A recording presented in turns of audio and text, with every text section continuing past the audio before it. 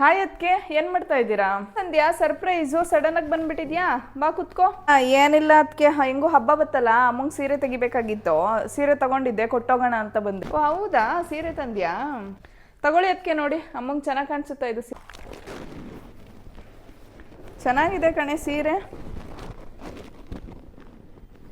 Colour ಎಲ್ಲ ಚೆನ್ನಾಗಿದೆ ಸೀರೆ, ಅಮ್ಮಂಗೆ ಚೆನ್ನಾಗಿ ಕಾಣಿಸುತ್ತೆ ಇದು. ಸರಿ ಅದಕ್ಕೆ ನೀವು ಸೀರೆ ನೋಡ್ತಾ ಇರಿ, ನಾನು ಸ್ವಲ್ಪ ಫ್ರೆಶ್ ಅಪ್ ಆಗಿ ಬರ್ತೀನಿ.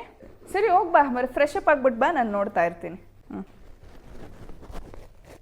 ಇದ್ಯಾವುದೇ ಹೊಸ ಸೀರೆ ತಗೋಬಿಟ್ಟಿದ್ಯಾ? ಹಾತೆ ಹೊಸ ಸೀರೆ ತಗೊಳ್ಳಿ ನೋಡಿ.